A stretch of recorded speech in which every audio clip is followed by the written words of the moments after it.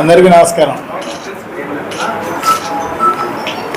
ముఖ్యంగా మా నియోజకవర్గం యొక్క మా వైఎస్ఆర్ కాంగ్రెస్ పార్టీ కార్యకర్తలకు, నాయకులకు ఈ ఎన్నికల్లో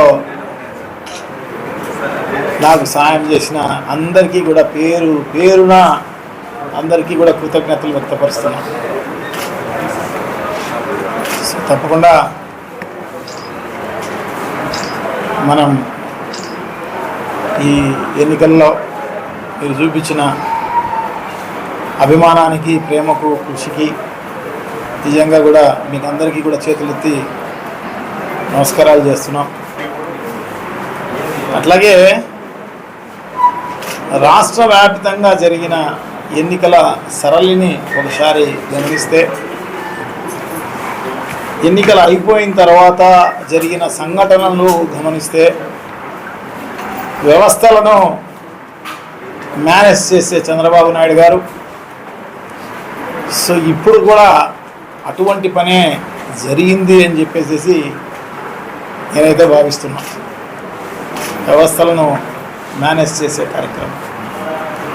సో తప్పకుండా ఈవీఎంస్ను ట్యాంపరింగ్ జరిగిన కార్యక్రమం నా నియోజకవర్గంలోనే కాదు, త్రూఅవుట్ రాష్ట్రంలో అన్ని నియోజకవర్గాల్లో ఎంపిక చేసుకున్న బూతులను ట్యాంపరింగ్ చేసిన పరిస్థితి కనపడుతుందన్నమాట. సో తప్పకుండా మేమందరం కూడా డెఫినెట్గా దీని గురించి ఆలోచన చేయాల్సిన అవసరం తప్పకుండా ఉంది. సో దీనిపైన కోర్టుకు కూడా వెళ్ళే కార్యక్రమం తప్పకుండా చేస్తాం. సో డెఫినెట్గా ఇది జరుగుతుందని చెప్పేసి నేనైతే భావిస్తా. కోర్టులో ఉన్న మాకు న్యాయం జరుగుతుందేమో అని చెప్పేసి ఆశిస్తాం.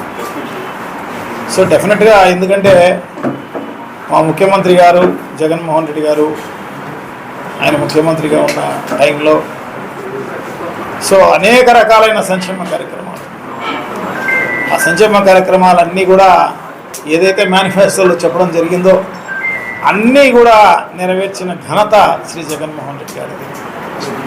సో తప్పకుండా ఎవరికి కూడా తెలుగుదేశం పార్టీకి కూడా నష్టం జరగకోకుండా పార్టీలకు అతీతంగా, కులాలకు అతీతంగా, మతాలకు అతీతంగా, వర్గాలకు అతీతంగా అన్ని రకాలైన సంక్షేమ కార్యక్రమాలు చేయడం జరిగింది. అట్లాగే అన్ని గ్రామాలు అభివృద్ధి కార్యక్రమాలు కూడా జరిగిన పరిస్థితి మనం అందరం కూడా చూస్తున్నాం అన్నమాట. సో డెఫినెట్గా ఈ యాంటీ ఇన్కంబరెన్స్ అనేది ఉండే అవకాశమే లేదు. సో ఈ రకంగా రిజల్ట్ చూస్తే నిజంగా కూడా జగన్మోహన్ రెడ్డి గారు ఏం చేయలేదేమో, అందుకోసమే ఇంత 12 సీట్లకు దిగజార్చిన పరిస్థితి ఉంది అని చెప్పేసి అనుకునే పరిస్థితి ఉంటుందన్నమాట. సో అటువంటి పరిస్థితి ఏం లేదు.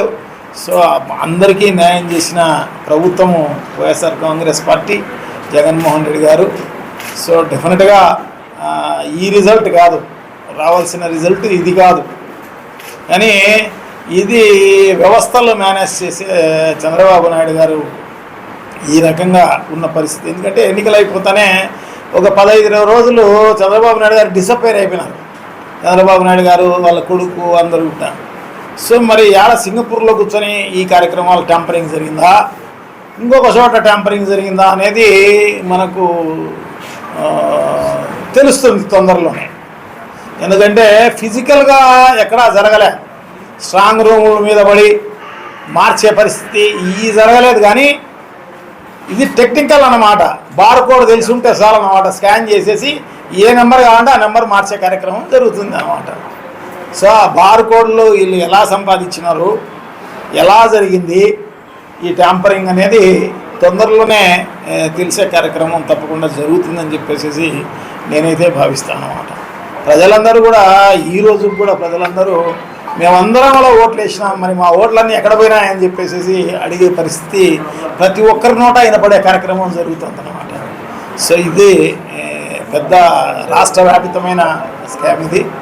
సో డెఫినెట్గా ఇది బయటకు వచ్చే కార్యక్రమం తప్పకుండా జరుగుతుంది. దేవుడు అనే ఆయన పైన ఉన్నాడు. సో ప్రజల ఆశీర్వాదం ఉంది. డెఫినెట్గా మంచి జరిగే కార్యక్రమం జరుగుతుంది అని చెప్పి మేమైతే భావిస్తామన్నమాట.